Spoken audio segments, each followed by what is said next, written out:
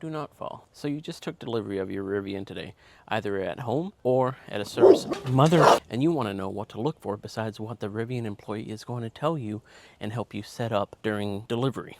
Either you're at your house or at a service center receiving your new Rivian. Now I have an R1T, but you can also use this for the R1S. I just don't go over R1S specific things in this video. Things first, I gotta pay the public tax. Ain't that right, Miss Mercedes? Normally she's sitting on the porch, but right now she decided to say hi. Miss Maple, on the other hand, just had surgery. A pretty bad infection on her neck, and so we're taking care of it, which is why I'm making a video for you guys today. I came up with a handy dandy checklist for you guys to have. I'll put a link to the PDF down below. I kind of used a few checklists on the internet and compiled it together to give you guys something nice and simple. This delivery checklist is broken down into two different sections. One, what to check for while you're at the dealership.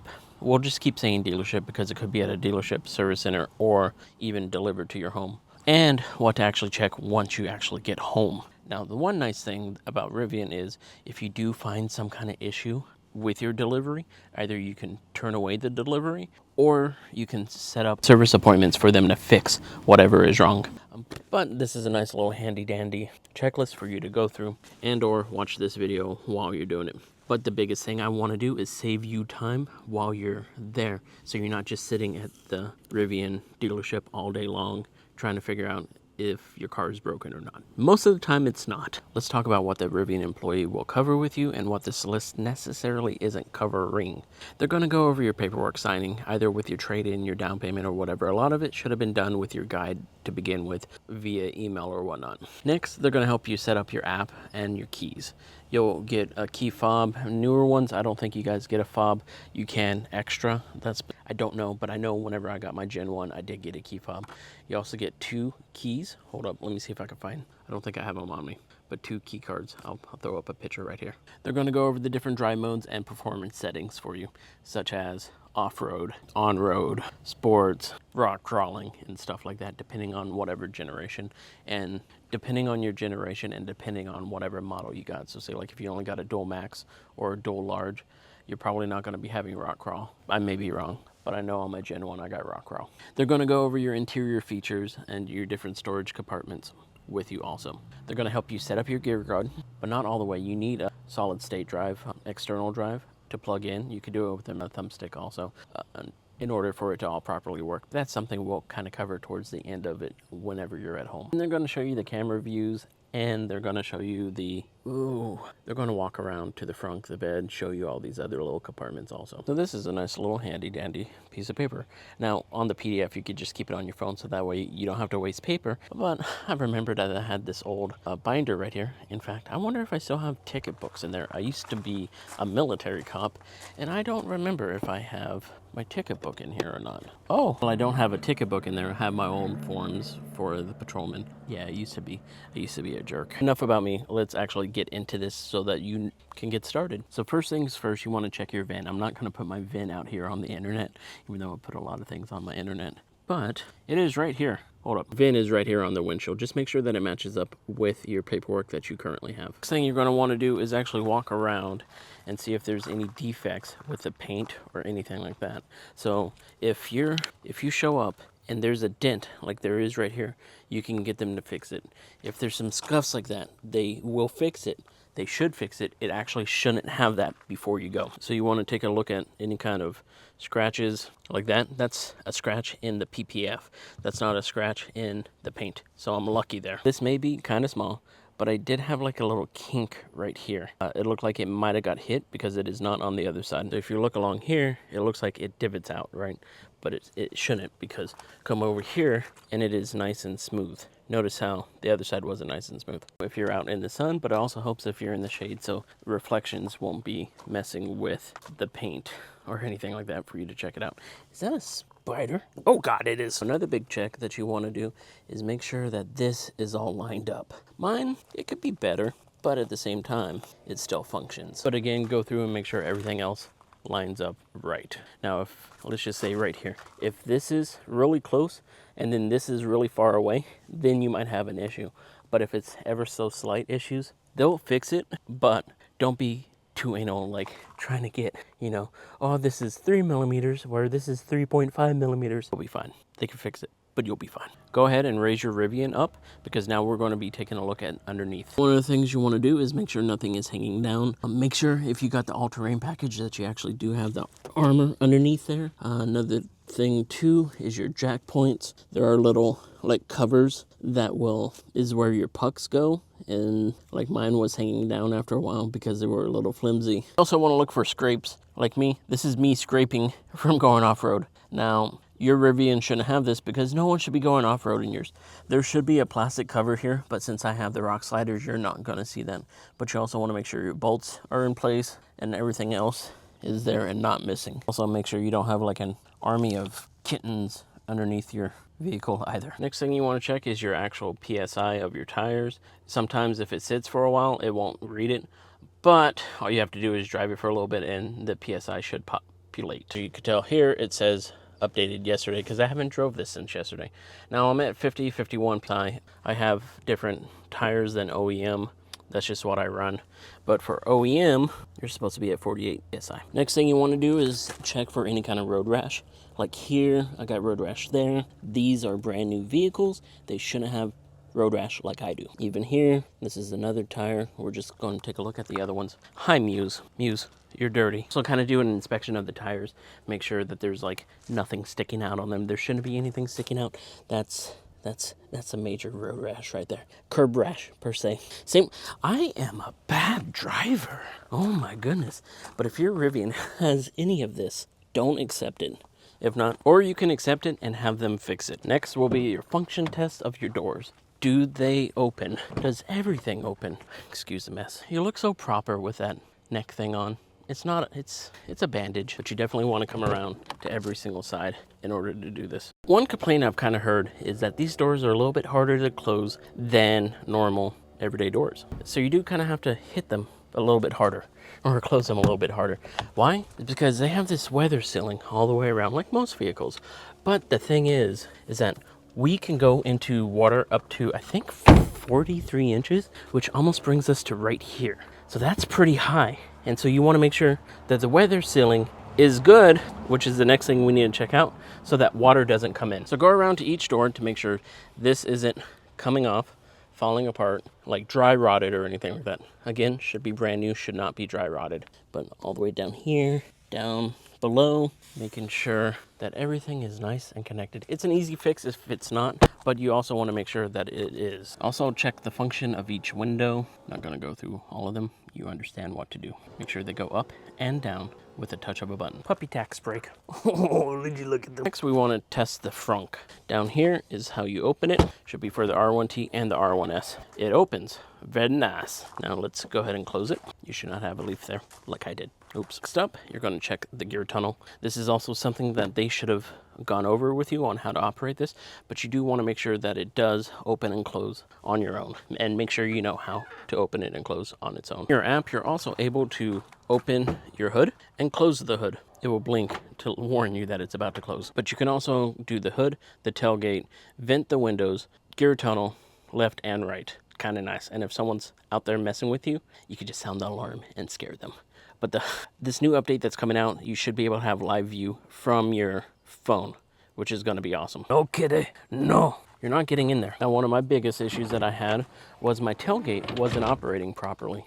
Like before, when I first picked it up, it didn't automatically come down like that. And I thought it was kind of fishy, but I didn't think much of it. But if I would have known that it does come down automatically, you don't need to assist it down, I would have had them fix it on the spot. What ended up happening is at the factory, they over-torqued either this or this, and I cannot recall. But it didn't allow for proper movement of the tailgate. Now, again, let me show you here how it goes down automatically, but it does not go up automatically. Okay, let's see where we're at. Let's check out the charge port. Oh, I skipped. Check out the headlights, turn signals, brake lights, and puddle lights. So over here on the left-hand side, you can up this. It's on auto, lights, lights and fogs, and off lights, all fog. So let's take a gander over here. If the headlight works, your Gen 2 is going to look a little bit different. Nice fog lights. Make sure everything is good all the way through here. Everything is looking nice and proper. Puppy tax. So I can't press the brake. If you have someone with you, have them press the brake, turn on the turn signals for you. Actually, you could do that right now without someone else by just coming over here. Turn signal. It keeps, because I'm out of the car, it keeps messing up. So we got turn signal to the front, to the right, or we got the turn signal to the left, here and here, and then also in the back.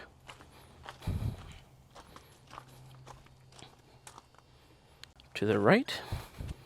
Weird. So wanting to turn off because my phone or I wasn't sitting in there. And there we go. Now you could also do that with the emergency blinkers, a little trick of the trade that I used to do with checking all the lights. Now I did have one issue whenever I got this wrapped. The detail shop disconnected the tail light, put back, they have to take off this, and everything in order to access it. And what happened was they forgot to reconnect it. So I didn't have a left turn signal for like a weekend, but they fixed it. So be careful if you get PPF. I got full PPF.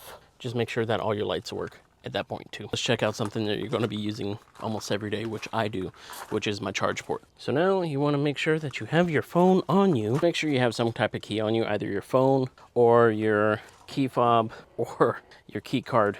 You want to make sure that this illuminates, this opens properly. It isn't janky. I don't know if this is janky or not. I might have hit it a couple times, but it opens and it closes. Nice. And we want to make sure all the cameras work. Good thing right now, one of my cameras don't work, so I can show you what it looks like. This is your front left. This is your front right. This is right up front. So you come here, press this button, and it should show the rear. Very important for whenever you're backing up. As you can tell, I can see the car parked next to me, which is my Corolla, and anything off here to the left-hand side. One thing that doesn't work on my truck right now is the bed. I don't know why the camera in the bed. This got updated in one of the updates that we get almost every month, and for whatever reason, it does not work. But at the same time, I have my rooftop tent, which will block the camera anyways. I should get it fixed, but honestly, I have a list of things that I'm just going to compile for them to check out in the future. Last but not least, this is actually going to take a little bit of time for me because I need to move some stuff. I went to Costco. They had blankets for sale, including a Seahawks blanket, and I really wanted a blanket. But this dog holder thing is amazing. And I'm doing this one-handed right now, but you can fold it up, use the sides that you need, or just easily take it in and out. But it handles two of my dogs, which are over 200 pounds. Together. But while we're back, oh, Gary, it's actually locked right now, but we want to make sure that this works. To unlock it, just go to your settings. I'm doing this from the back. Oh dear God. To change that to unlock, click on here, the little vehicle icon, and then click on this settings over here. Hey, don't drink that. Then you want to do rear display locked or unlocked. Did you click this? Now it's unlocked. I turn it to locked, so my dogs don't accidentally touch it. Now that we're back here, they can actually turn on their outlets for them. Almost everything that you need up front, you can. It even gives you the directions that you're going.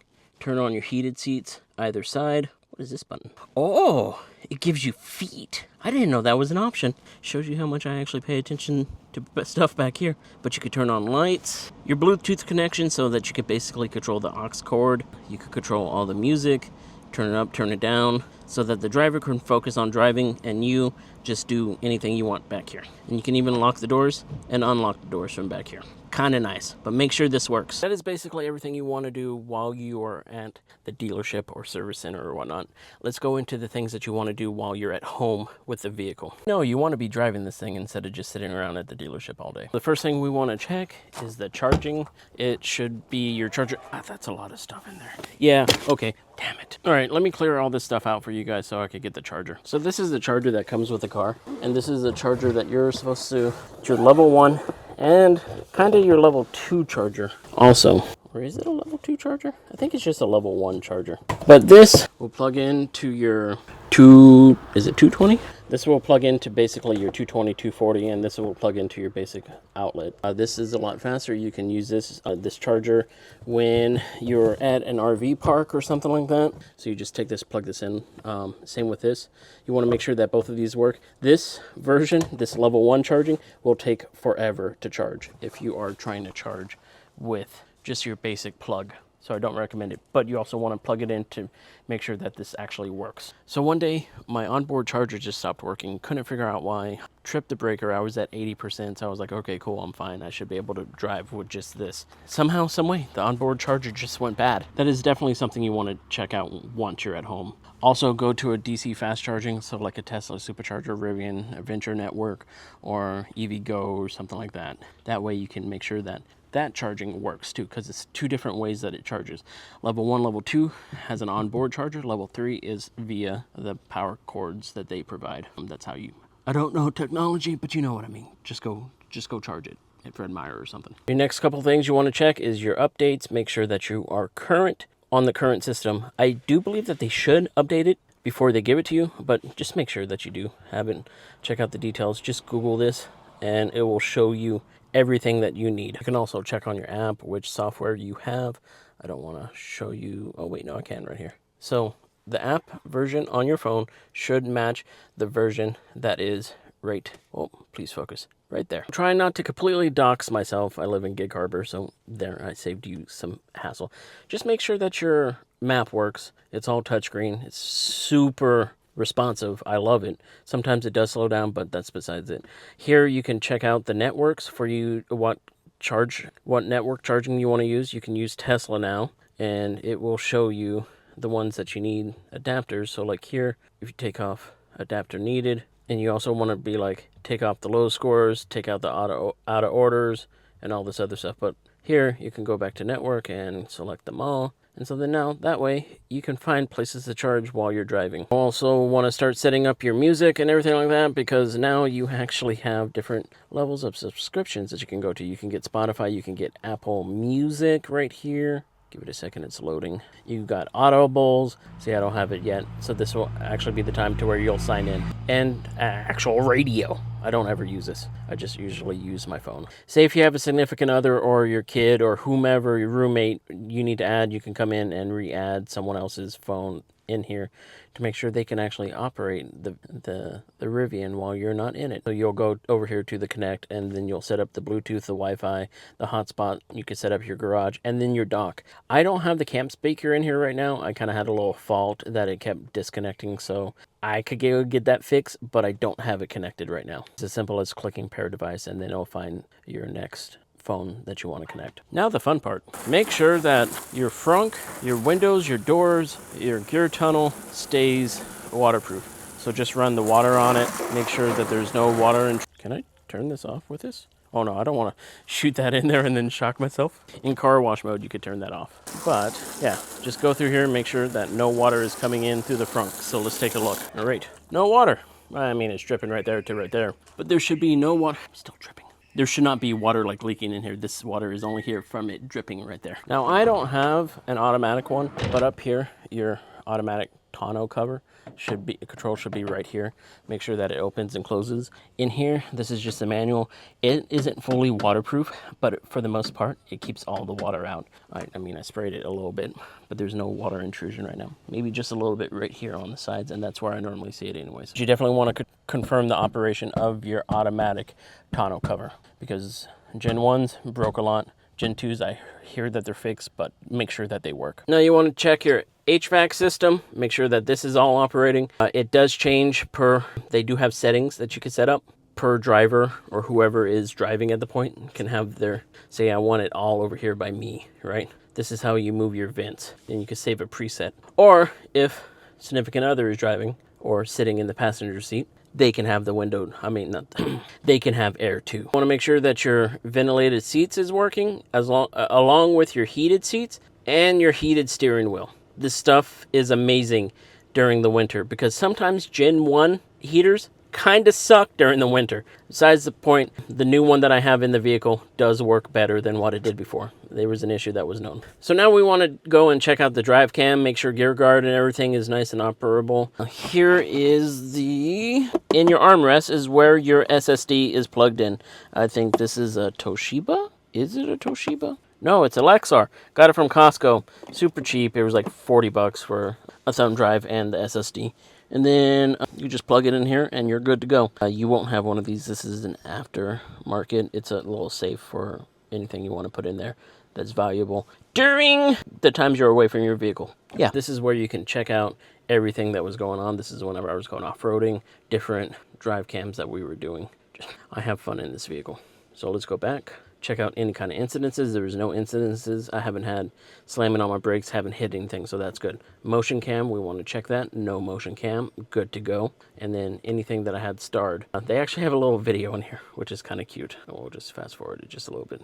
It's like claymation, showing you what gear guard actually does. Look at the bad guy. Here is where you got all your settings to where it'll check it. You can eject it.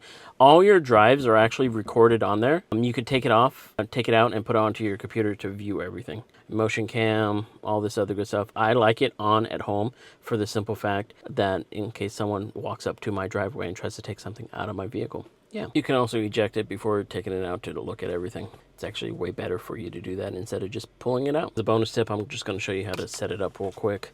You're going to take it, plug it in. Now you're going to wait for it to connect. It automatically set up the drive cam for me. Make sure that all this is good right here. The one thing I'm running into right now is that I should be able to press this button to record at any time. It could be while I'm driving or whatnot, but usually a soft reset actually helps with this. Let's see if I can soft reset it right now. So a soft reset is just holding the two outside buttons down. It'll start blinking on you.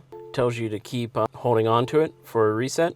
Both screens will turn off. After 30 seconds or so, it'll start booting back up like it is right there. Don't reset your stuff if you have an issue, especially a hard reset, unless the Rivian service people on the phone tells you to, because sometimes it will clear off all your saved settings, saved information like alerts or faults or something like that. I can't think of the right word right now. Puppy tax. Something is going on there. It was working and now it's not. It's telling me to set up the drive cam, but the drive cam should be already connected. Let's just go ahead and click set up drive cam. The drive cam should be plugged in, but let's just unplug it and then plug it back in for one good old college try. All right, set up drive cam. It's set up. All right, now it's connecting. I was actually unplugging the wrong thing. They have a Halloween version that's coming out right now. All right, so now we're back. So if we press this button, it is now recording for the next, I don't know, 10, 15 seconds. And then press it again to, I think, stop. Yep, there we go. And then we can come here. And now it's processing. And now we can look at what it was processing. And we can check different cameras, make sure everything's fine. And then there we go. So like any kind of computer, you're gonna need to know how to do a quick reset and stuff like that for it. One major thing that you always have with you, as long as you have your phone with you, is the user manual. So if you have any trouble with your vehicle, just go to your app and look at the Rivian owner manual. So then that way you can try to fix your problem before needing to call anyone. So the last thing I want to go over is actually reporting any kind of issues that you're having. And it is done very simply through the app. So you want to open up your app. Then at the very bottom, click on the human looking figure. From there, you can click get in touch to where you can talk to a Rivian employee. You can call them. It also shows you the messages that you have along with the service appointments that you have had and or already done. Allows you to chat, allows you to call, email, or get in touch with your guide. You should also have their phone number saved as your guide. But if you need roadside assistance, you can also click it. It actually gives you a phone number to call. Now you want to click on Rivian service if you ever come up with something. You want to click add request. You want to click the first button, type in the issue, just testing, but this is where you want to put your proper issues in. Then you want to write the description of what exactly is going on, and then down below, test. Then down below you want to write it, you add your photos of what is happening. It is optional, but it does help them help triage/diagnostic your issue better. So you click save, then you click submit. I gotta delete this request. We got your service request. Now let's schedule an appointment. Click continue. Now it shows you which different service centers you can go to, right? So we'll click the Seattle one and we'll click pick time. Currently no appointments available. That's okay. This is where you get a cheat. Don't click anything. Just get all the way back out and they will call you. But we'll go look at the Bellevue one. And the soonest is in February. Lord. So we'll just click February. And then you can click book an appointment. Scheduling. Oh, it is now scheduled. I need to delete this. Let's see if I can delete this. I have one active request. Let's go ahead and click on this. And it shows you all your information that you need. It shows my VIN. I don't want to show that much. It Shows you all the information that you need. This is where you can also still add more photos and videos. But I am actually going to, oh my God, I can't delete this. I'm sorry, Rivian. I can't delete this. I can go down to cancel appointment. Lord, other. Just testing this booking feature. Sorry. So booking an appointment is as simple as that. Though it's all the way out into February, try to give them a call and they can try to see if they could get you a mobile service out to you, or a different service area can cover it. You might have to drive just a little bit. But if it's something more serious, like your onboard charger or whatnot, not working, they will triage it and try to get you in as soon as they possibly can, because there's cancellations all the time. And so the Rivian employee on the phone will be able to help you out better than this app can. But this just gets the ball rolling. All right, so that was it. That was a checklist. Quick and easy for you to go over, making sure that the quality of the vehicle is what you expect whenever taking delivery. Again, the Rivian employee doesn't go over all of that with you, but they do go over a lot of it, like setting up your keys and everything like that too, and showing you the operations of the vehicle. Just pay extra close attention. It's been a year and a half and it has been amazing for me. So if you have any questions, just let me know and comment below and I will try to answer to the best that I can. If you're a new owner, if you're an owner that just don't know how to fix something and you don't know who to ask, you can go ahead and ask me. If you're a person who's still thinking about buying it, let me know. I could try to answer as much as I can. If you go back to some of my older videos, you can see the adventures that I've been on with it. Now, a quick little shameless plug. Rivian actually started a thing to where if you use my code, which I'll have here on the screen right now, or I'll put it down below in the description, you can actually get $750 credit towards the gear store. I think it's the gear store, charging and possibly towards the purchase of your vehicle. I could be wrong. The letters will let me know if I'm wrong or not. But use this code, you get $750, I get $750. Let's do this.